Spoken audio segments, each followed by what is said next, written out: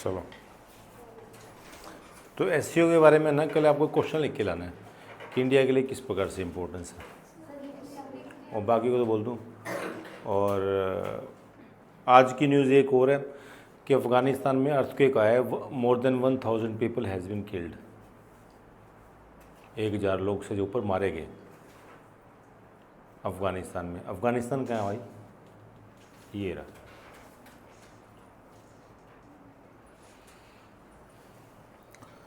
तो भूकंप आया, दो प्लेटें या तो टकराई या घिसी एक दूसरे से, तब भूकंप आया। भूकंप आने के बाद क्या हुआ? धरती हिली। धरती हिलने से क्या हो गया? झूले आ गए। लेकिन जो घर में है, घर की छत गिर गई। मतलब भूकंप आने से लोग नहीं मरते हैं, वो तो है ना, बिल्डिंग होते हैं, घर भर होते हैं, उसके दबने से मरते हैं लोग। भूकंप से कौन मरता है? भूकंप जब 20 का आ जाए यहाँ पर तो भी नहीं मरेंगे हम लोग।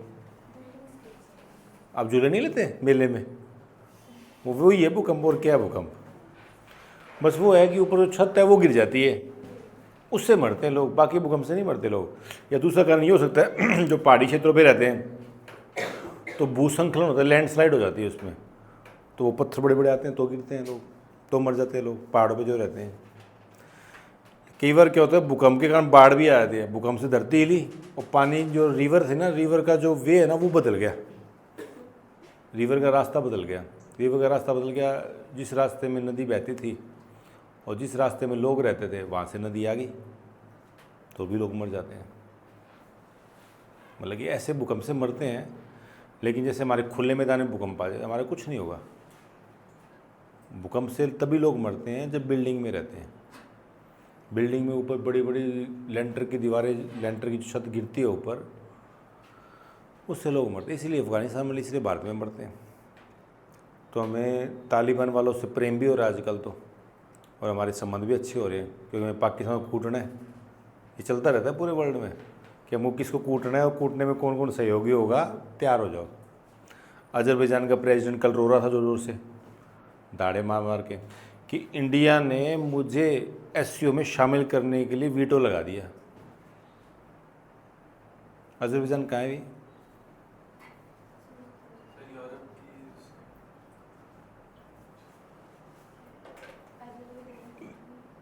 एशिया में कि यूरोप में? पहले तो ये बताओ, एशिया में कि यूरोप में? एशिया में, शाबाश। तो हैं, हाँ, सेंट्रल एशिया का पार्टी हो गया लगभग एशिया में। तो उसकी अर्मीनिया से दुश्मनी हो रही थी। अर्मीनिया से दुश्मनी है, तुर्की से दोस्त है, तुर्की और पाकिस्तान से दोस्ती है।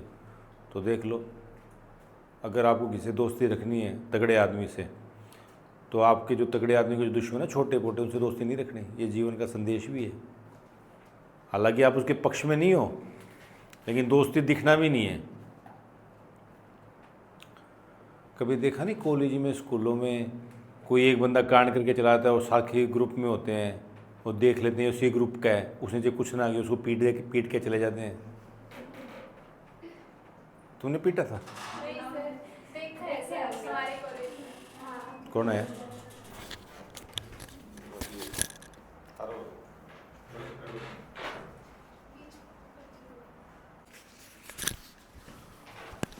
मुझे बोलता कि एनजीओ से हूँ मैं और यहाँ पर ये काम कर रहा कर। चलो, तो अब हम करते हैं सैलिनिटी। तो करंट वाला तो आप कर ही चुके कि करंट क्या होता है, कैसे होता है, कहाँ पर होता है।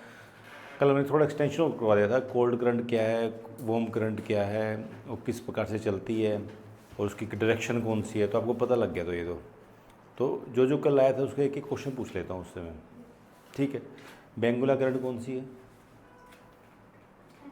ठंडी है। कित्थे कित्थे तो आउंदी है? दसो दसो। हरियाणा तो फिर कहाँ से आती? South Antarctica. तुम भी कल आई थी ना?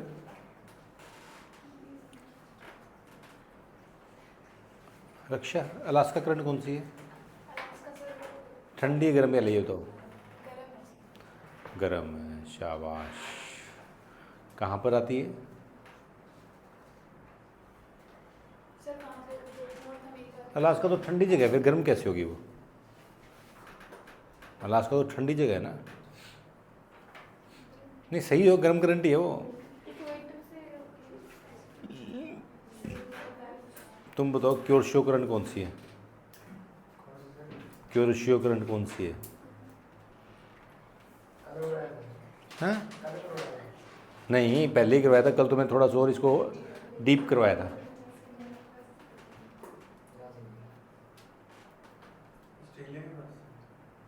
ऑस्ट्रेलिया के पास का है भाई, नाम लग रहा है ऑस्ट्रेलिया वाला।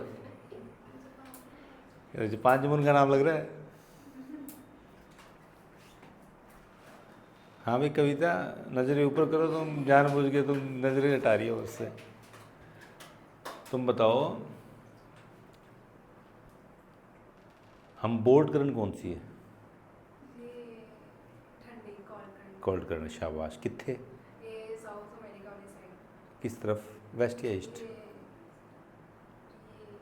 ये वेस्ट वेस्ट वेस्ट चिली वाली साइड। वेस्ट। तुम तो आई थी ना कल, कौन सी बताओगे तुम? सारी बताओ फटाफट। गला खराब है, विक्स की गोली दो, हिचकिच दूर करो। विक्स गोली नहीं है? चलो, गल्फ स्ट्रीम कौन सी है अभी? एक मिनट पायल तुम बताओ। चलो वो में गोल्ड है, कौन सी? Gulf stream. एकदम चसबूज रहती हो ना यहाँ पर आने में। शुरू में तो जोशीली थी ये, अब ठंडी पड़ने लग गई है। Western bomb current. Bomb current है, शाबाश। स्ट्रीम किसको बोलते हैं? स्ट्रीम जिनकी ब्रांचेस एक दूसरे वो पटकी हो, मतलब कि ज़्यादा पानी आ गया उसको बोलते हैं स्ट्रीम। ठीक है। कोल्ड करंट ऊपर बहती है कि नीचे बहती है? नीचे बहती है। क्यों बहती है? भारी होती है वो, डेंसिटी होती है, सोल्टी भी होती है। ठीक है। जो यहाँ पर डिज़र्ट है सहारा, तो कौन सी करंट के कारण रिस्पॉन्सिबल है ये? कौन सी करंट का नाम है जिसके कारण यहाँ पर सहारा बन गए?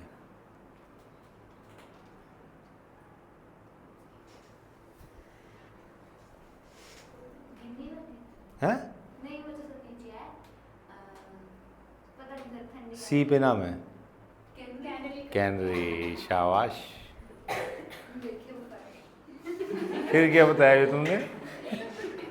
मैं तो खुश हो गया, मैं कहा यही नाम रोशन करेंगे मेरा। चलो ठीक है, इसको आप कर लीजिएगा गहराई से, क्योंकि करंट पे ही आगे हमारा आगे ज्योग्राफी टिकी हुई है। ठीक है। मैं भैया नोट्स तुम्हारे कल दे दूंगा, क्योंकि क्या है था कि बारिश वारिश का मौसम था और हॉस्पिटल में मैं बिज़ी था,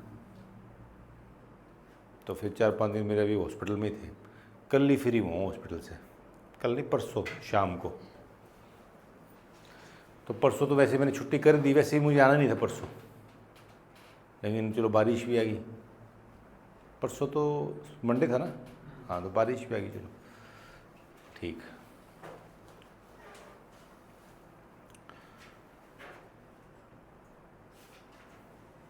अब हम करते हैं सोल्ट, लवणता, समुद्र का खारापन।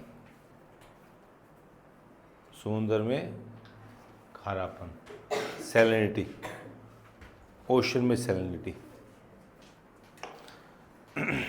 सैलिनिटी आखिर होती क्या है बेसिकली, और ओशन में होती क्या है सैलिनिटी,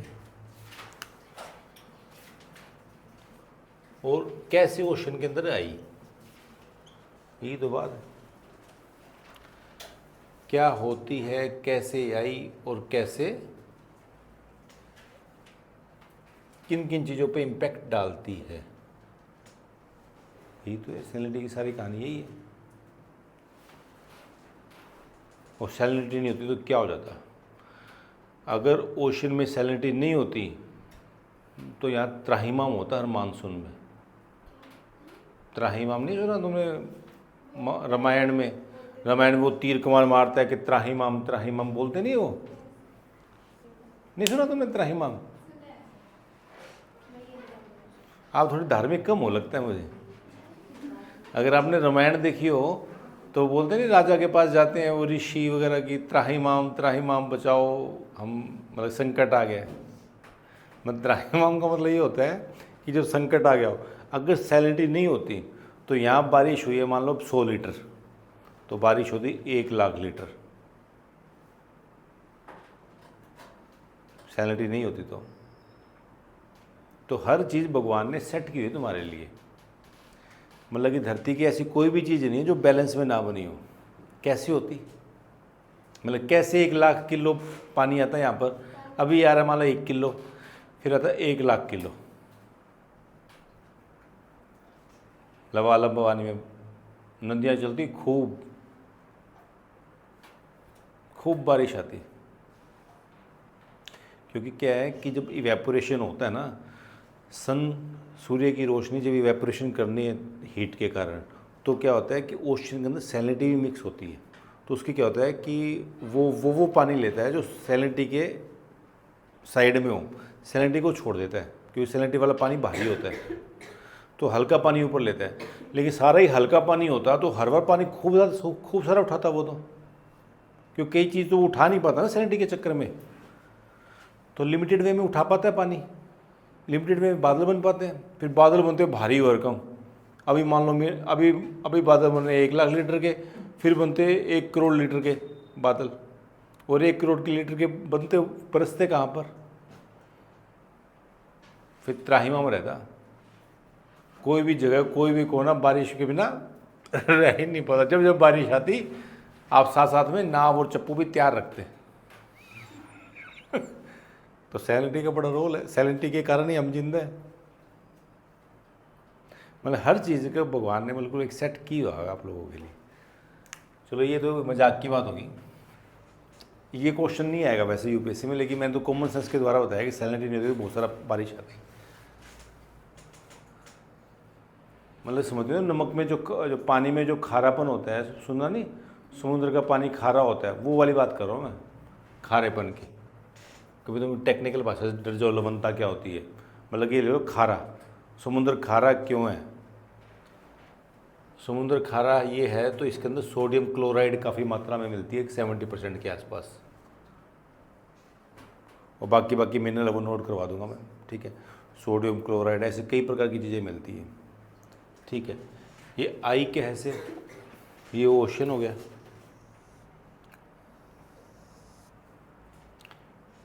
ये हो गया लैंड एरिया, यहाँ से रिवर बह रही है, इसमें मिल रही है, यहाँ मेट्रोइड गिर रहे हैं ऊपर से, उल्का पिंड पता होगा ना क्या होता है?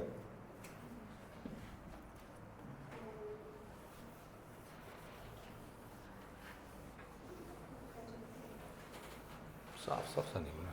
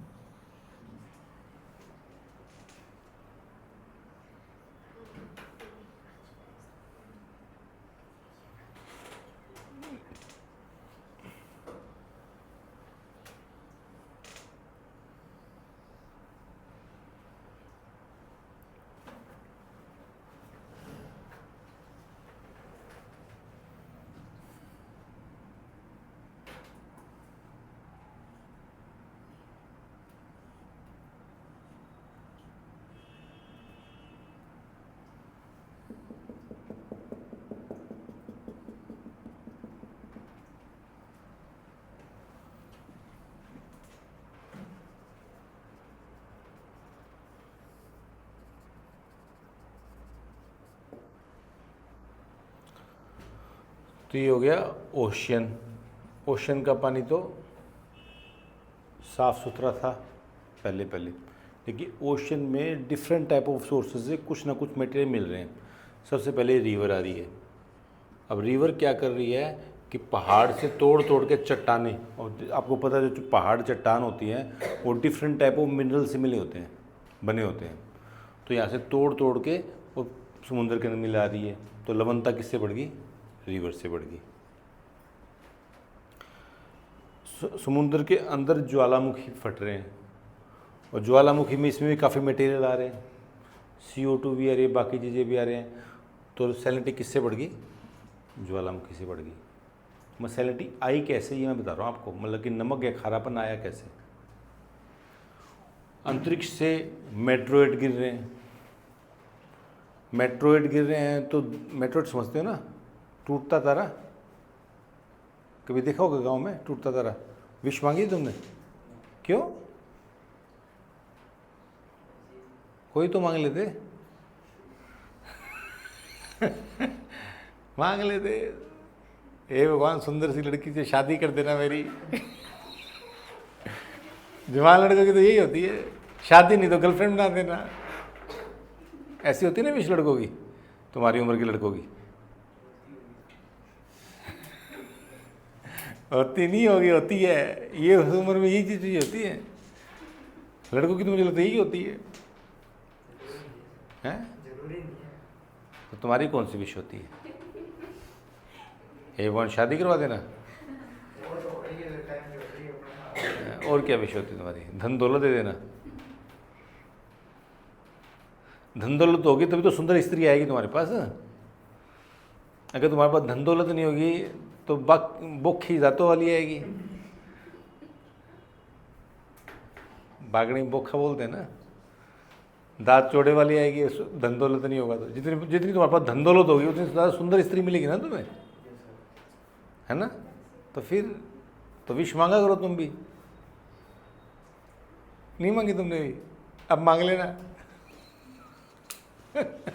चलो ठीक है।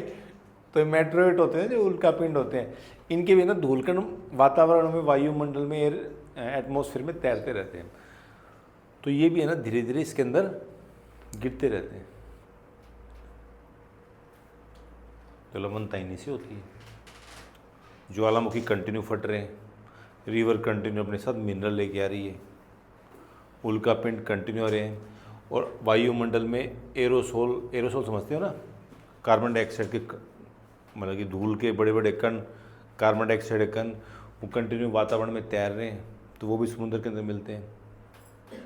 और एक बात हो तो समुद्र में बहुत ज़्यादा कैपेसिटी होती है सबसे ज़्यादा कार्बन डाइऑक्साइड को अब्जॉर्ब करने की, और जीवन जो पैदा हुआ ना समुद्र से पैदा हुआ। तो इन सब रीज़न के कारण सैलिनिटी इसके अंदर डेवलप हुई, मतलब खारापन हुआ। और अभी भी हो रहा है कंटिन्यू। अभी पता है आपको, अभी भी खारापन बढ़ रहा है, खारापन कम हो रहा है, खारापन बढ़ रहा है। पता ना आपको,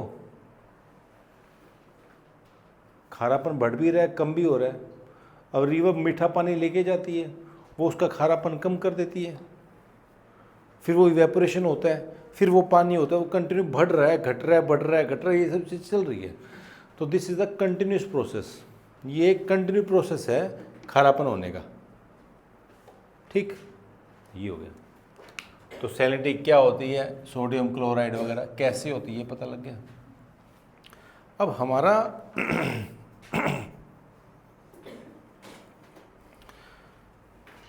सैलिनिटी कहाँ कहाँ पर ज़्यादा होगी, कहाँ कहाँ पर कम होगी, खारापन कहाँ ज़्यादा होगा और कहाँ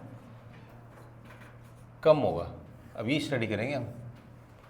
कहाँ कहाँ ज़्यादा होगा, जहाँ का पानी फिक्स होगा, जहाँ का पानी दूसरे पानी से घुलता मिलता नहीं होगा, जहाँ का ओशन थोड़ा बंद होगा, जहाँ पर इवेपोरेशन ज़्यादा होगा, जहाँ पर ठंडापन ज़्यादा होगा, तो वहाँ की सैलिनिटी ज़्यादा हो जाएगी, खारापन ज़्यादा हो जाएगा।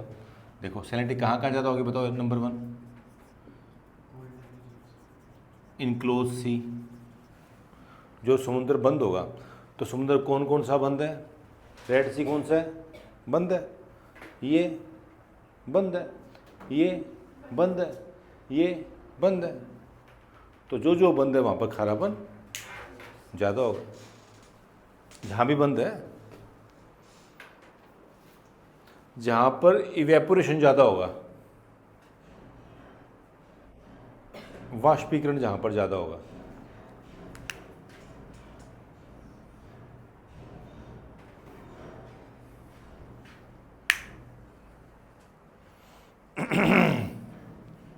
एक मिनट ना, क्या नाम था, एक सेकंड, इसको होल्ड करना एक बार।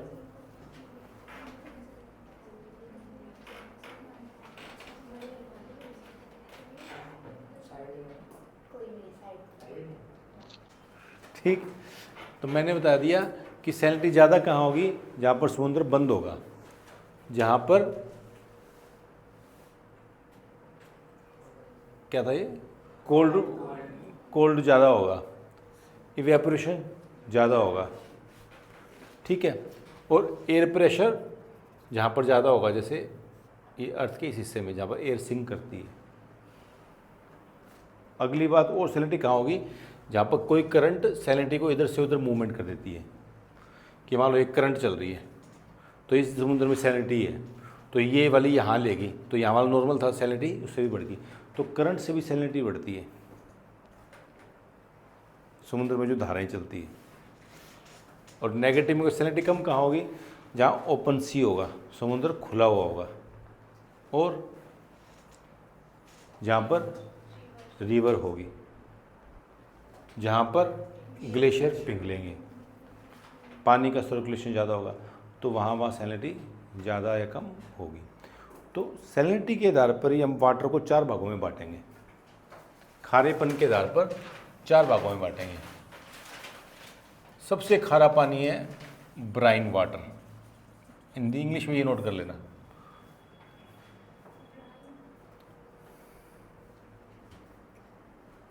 अब सैलिनिटी की मापना कैसे होता है, देखो सैलिनिटी को मापा कैसे जाता है। 1000 ग्राम पानी लिया जाता है, 1 लीटर पानी लिया जाता है। 1 लीटर में 1000 ग्राम पानी होता है।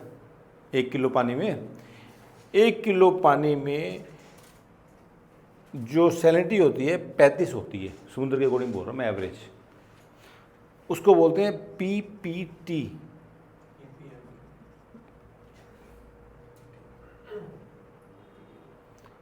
पार्ट पर 1000। क्या होती है, पार्ट पर 1000। 1000 ग्राम में 35 ग्राम पानी हो तो वो पानी बहुत खारा कहलाता है। तुमने क्या सोचा कि 1000 ग्राम में 600 ग्राम पानी खारा होगा, ये सोचा था तुमने? गलत सोचा था। ठीक है, 1000 ग्राम में 35 ग्राम पानी खारा होगा, इसीलिए इसको पीपीटी बोलते हैं, पार्ट पर 1000। ठीक है, पता लग गया। ब्राइन वाटर की जो सैलिनिटी होती है 400 से 500 पीपीटी होती है। अब ब्राइन वाटर कहाँ मिलेगा? बिल्कुल क्लोज सी, अरल सी, डेड सी, जहाँ पर सिर्फ पानी के वेपरेशन होता है, मतलब इतना ज़्यादा हो गया कोई अब मिल ही नहीं पाता, ब्राइन वाटर। दूसरा कौन सा हो गया? सोल्टी वाटर, जो नॉर्मल ओशियन है, वहाँ पीपीटी होती है 35 के आसपास, 35 से 40 के आसपास, 35 से 50 के आसपास मैक्सिमम पीपीटी, पार्ट पर 1000। ब्राइन वाटर, सोल्टी वाटर जो ओशन की बात कर रहा हूँ मैं, समुद्र की बात कर, नॉर्मल समुद्र की बात कर रहा हूँ। उसके बाद फिर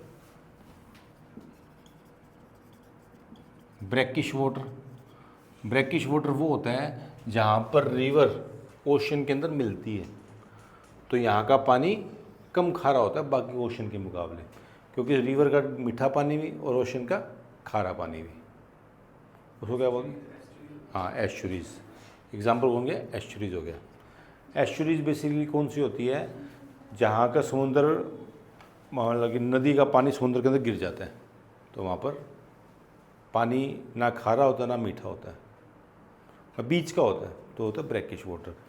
और लास्ट हो गया इसकी होती है 5 से 35, 5 से 35 पीपीटी। फिर हो गया फ्रेश वाटर, इसकी होती है पीपीटी 5 पीपीटी, 0 से 5 पीपीटी। तो आप जो पानी पीते हो उसके अंदर भी लवणता होती है, पता आपको? आपने देखा नहीं, कहीं बोलते नहीं आरओ का पानी पिएगा, ज़्यादा मिनरल वाटर पिएगा तो उसके गोड्डे में दर्द होने लगता है। गोड्डा समझते हो ना, घुटना, ये हाँ, सुना नहीं आपने? अगर बहुत ज़्यादा फ्रेश वाटर पियोगे ना, आप बिल्कुल सारी उसमें से हटा दोगे मिनरल वगैरह, तो बीमार हो जाएंगे लग जाए, क्योंकि हमारी बॉडी को कई टाइप के मिनरल की जरूरत पड़ती है। तो फ्रेश वाटर के अंदर भी पीपीटी होता है, लेकिन कम होता है, हमारी बॉडी के लिए होता है, ठीक है। तो फ्रेश तो पानी कितने हिस्सों में बांटा हमने? 4 हिस्सों में बांटा। यूपीएससी में आया भी का सबसे पहले कौन सा बांटा? बहुत ही खारा पानी, हिंदी में लिखोगे अति खारा पानी, फिर खारा पानी, फिर कम खारा पानी, तो हिंदी इंग्लिश में कर लेना इसको, ठीक है। और मीठा पानी। मैं बड़ा कंफ्यूज रहता था कि गंगा का पानी मीठा होता है, हम बच्चे थे, नीति जितना था, मैं 6-7 साल का, गंगा का पानी मीठा है, चल गंगा चलेगा, गंगा का पानी मीठा है। वहाँ पानी पिए, ये तो मीठा पानी नहीं है, हम तो मीठा पानी का समझते हैं चीनी मिली हो। फिर मैंने मेरी मम्मी को बोला, मम्मी तुम तो कह रही थी गंगा का पानी मीठा है बहुत, कह रहा यही मीठा सा है। और उनकी लैंग्वेज इसने पी ले। तो ये बात है, मीठा पानी का मतलब ये हो गया कि जो पानी पीने लायक हो, तो मीठा पानी बोलते हैं नॉर्मल भाषा में। कभी तो सोचो चीनी मिला देते हैं उसमें, चीनी वाला तो शरबत दूसरा होता है ना, शिकंजी वाला, उसमें भी आप थोड़ी मिलाते हैं लवणता, सिट्रिक एसिड वगैरह नहीं हो तो आप उसमें लवण करने की कोशिश करते हो। तो ये हो गए 4 प्रकार के पानी। सबसे खारा हो गया जो इनक्लोज हो, फिर उसके बाद हो गया नॉर्मल समुद्र का पानी कर रहा है, फिर हमें ब्रैकिश वाटर जहाँ पर रिवर मिलती है समुद्र के साथ, फिर हो गया फ्रेश वाटर। तो ये कहानी है इसकी, ठीक। अब हम ओपन समुद्र की बात करते हैं। ये वाला जो समुद्र है 0 से, ये समझ में आ रहा है तुम्हें रोहित? ऊपर से जा रहा होगा अभी तो, आसमान से, बात तो सही है।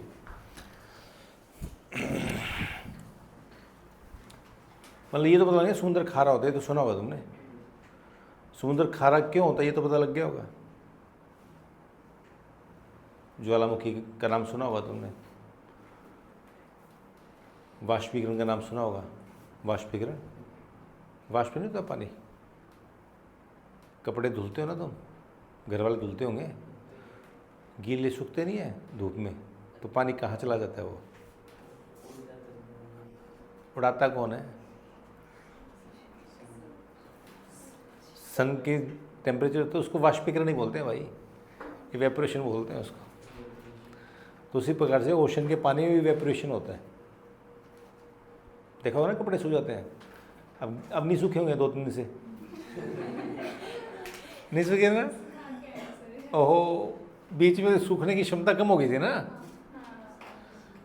अभी जो गर्मी थी मई जून की, उसमें आप कपड़े सुखाइए 1 घंटे में सूख जाएंगे, और अभी 4-4 दिन में लग जाते हैं। इसीलिए आज मैं ये रंगीन पहन के आया हूँ शर्ट। हाँ, सूखते नहीं ना वो, पहले तो लोग हाथ से सुखाते थे, मतलब हाथ से निचोड़ते थे ना। चलो, तो समुद्र का पानी खारा क्यों है ये तो पता लग गया, क्यों है?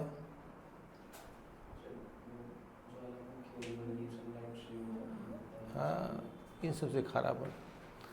तो हम क्या कर रहे हैं कि खारापन कम कहाँ पर है, ज़्यादा कहाँ पर है। और ये भी मैं आपको बताऊंगा कि खारेपन के कारण ही हमारा कितना बेनिफिट हो रहा है, इवेपोरेशन इम्पैक्ट हो रहा है, करंट चल रही है, मतलब एक जगह से दूसरी वातावरण में इम्पैक्ट होता है, और ऊपर नीचे भी समुद्र ऊपर नीचे भी होता रहता है इवेपोरेशन के कारण। तो खारेपन के आधार पर हमने 4 भागों में बांटा ओशन को। अब कौन कौन सा ओशन ज़्यादा खारा है, कौन सा कम है, इसके बारे में हम देखेंगे।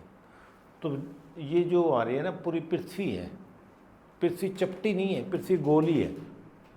लेकिन गोल तो हम ऐसे तो घूम के देख नहीं सकते, तो इसलिए ना इसको 2D में बनाया गया है। धरती असलियत में ऐसी चपटी नहीं है, पता ना आपको, धरती गोल है। पता होगा ना धरती गोल है, किसने बताया? सुना है। तो लेकिन ये जो मैप है ना तुम्हारे समझ के अकॉर्डिंग बनाया हुआ है कि अभी ऐसे हम समझ पाएंगे चीज़ों को। तो इस धरती पे 70% से ज़्यादा हिस्से में पानी है, और पानी घूमता रहता है, इधर से उधर, उधर से इधर पानी घूमता रहता है। और उसी के बेस पे हम बोलते हैं कौन सा सोल्टी है, कौन, मतलब सोल्टी अनसोल्टी का मतलब ये है कि जो पानी में कोई चीज़ मिल जाती है, जहाँ पर साफ़ पानी मिल जाता है वहाँ कम सोल्टी होगा, और जहाँ नहीं मिल पाता वो सोल्टी होगा। तो हम पहले पूरे हिस्से में बांटेंगे।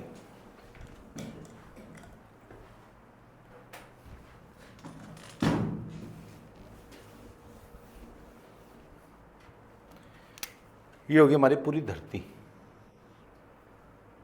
ये हो गया जीरो। जीरो कौन सा? इक्वेटर वाला जीरो। इक्वेटर वगैरह समझते हो? कोई बात नहीं। ये हमारी धरती है, ये तो पता है धरती ऐसी है। धरती के बीच को धरती को 2 हिस्सों में बांटेंगे, तो इस बीच वाले हिस्से को क्या बोलते हैं? इक्वेटर। तो ये इक्वेटर मैंने यहाँ बना दिया बीच आसान बनाने के लिए। जीरो से ऊपर ये कौन सा हो गया? ये जीरो, 1 2 3 4 5 6 7 करके 30 हो गए। ये ऐसे 30 नीचे हो गए, 30 से ऊपर फिर ये 90 हो गया ये वाला यहाँ हो गया 60 70 ऐसे काल्पनिक रेखाएं होती हैं। अब मैंने इसको सीधी लाइन में कर दिया। अब ये हो गया जीरो, ये हो गया 30, और ये हो गया 80 से 90 मान लो।